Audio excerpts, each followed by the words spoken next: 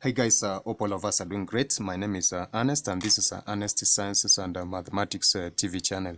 So in our discussion today, we're going to look at the concept of a polar form of complex numbers. Now, this is going to be a continuation from our first discussion. We had said that we can be able to represent a complex number using a phasor, which is given as ZBI, whereby we said that the aspect of or the component of A is going to represent the real part, well as the component of B is going to represent an imaginary part. And we said that this particular coefficients, or rather this particular part of A and B are going to represent what we call the real numbers. And of course, these are going to form part of the representation for that complex numbers.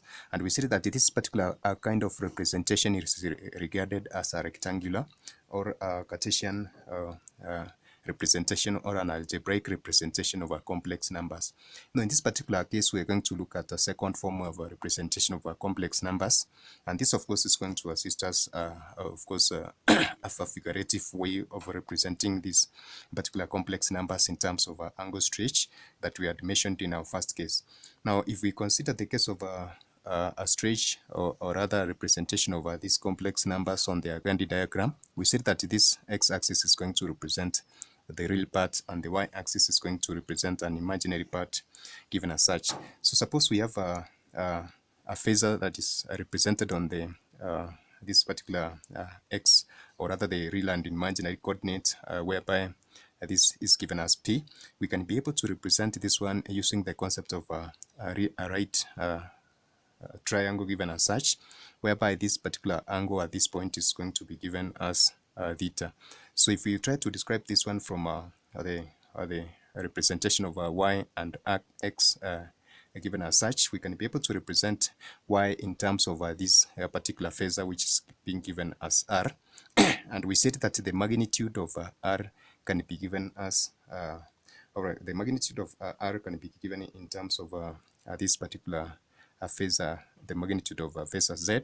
And of course, we're going to see that one later. So in this case, from a general representation of our trigonometric ratios, we can be able to give the function or the stretch of y in terms of r, the sine over theta. And this is going to be given as r, the cosine over theta, respectively.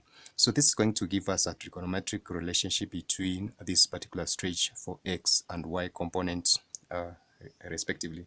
So in this particular case, then therefore we can be able to represent the magnitude over r in terms of x squared plus y squared given as such.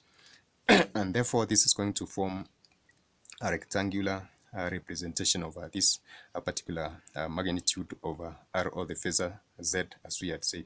So generally we had said that we can be able to give z in terms of a rectangular or the Cartesian or an algebraic form as an x plus iy, whereby we said that this is analogous to the general form that are given on the above.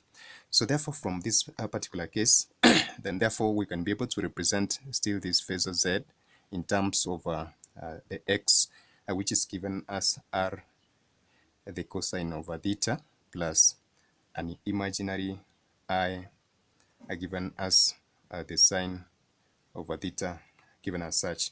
So this particular representation is going to represent what we refer to as the polar representation. So remember, this r is going to entail the component of the sine over I, which is an imaginary part, and the component over x, which is a real part. And therefore this is going to be the general representation of what we refer to as a polar form of this particular imaginary number.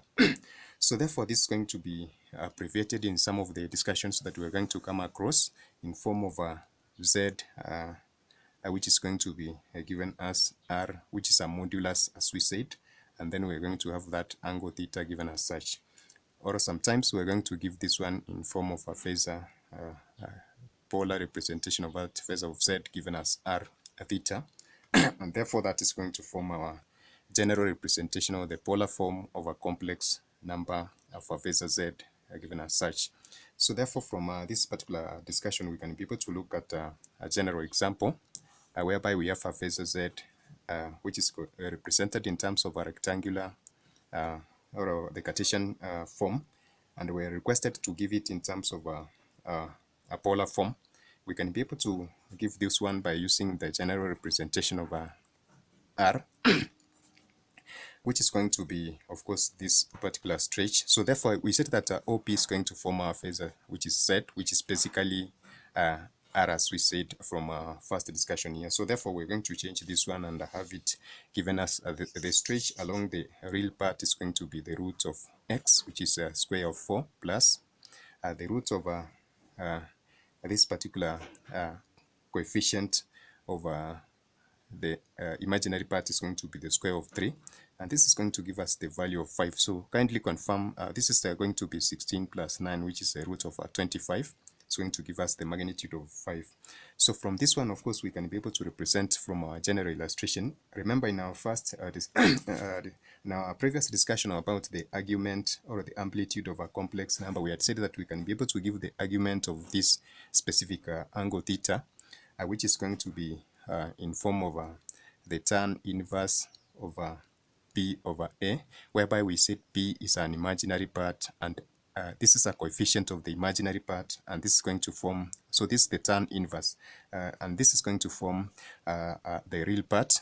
So if you try to look at this phasor representation for the rectangular form, we can be able to give this one as the tan inverse of this particular form, whereby we're going to obtain this one as 3 over 4, whereby 3 is going to represent the coefficient of the imaginary part and 4 is going to represent the real part. So this from our evaluation you can check is finding the value of 36.87 degrees. So basically this is going to be the representation of our theta, which is going to give me 36.87 given as such. So therefore, from the general representation that I've said for the representation of a polar form of this particular phasor which we are trying to evaluate, we can be able to give it as R, the cosine of theta, plus I, the sine of theta. And doing a substitution for that, I'm going to have it given as Z is given as the this is going to give us the modulus of this particular equation, which we had found to be 5, into the cosine over 36.9 to 2 decimal places, of course, and this is going to be the imaginary part, the sine of 36.9 given as such, and this is going to be the polar representation of this particular part, or this particular phasor that I've given as 4 plus 3i. So in this case, states that we can as well represent it in this specific form. So we're going to have this particular phasor represented as 5, and then the angle of 36.9 given as such. And in some cases in this particular form, then therefore we can as well represent it in terms of 5 and then 36.9 degrees given as such. So these are 2 ways in which we can be able to represent these specific examples for the polar form of a complex number. So I said that we are going to consider the particular stretch or the particular quadrant under which this particular phasor is going to lie, and therefore this is a positive quadrant for this general representation. So catch us in our other video where we're going to look at different variations of this specific location for the phasor of R. Perhaps, and in our next discussion we're going to consider a negative case whereby we're going to give specific examples, perhaps for -4, -3i, and try to see the representation on the Gandhi diagram and the modulus and the polar representation of that specific form. So that is it for now, guys. I hope that we have understood how we can be able to derive a polar form of these complex numbers from the rectangular or the Cartesian or the algebraic form respectively. So that is it for now, guys. Bye. Catch us in our next video. God bless.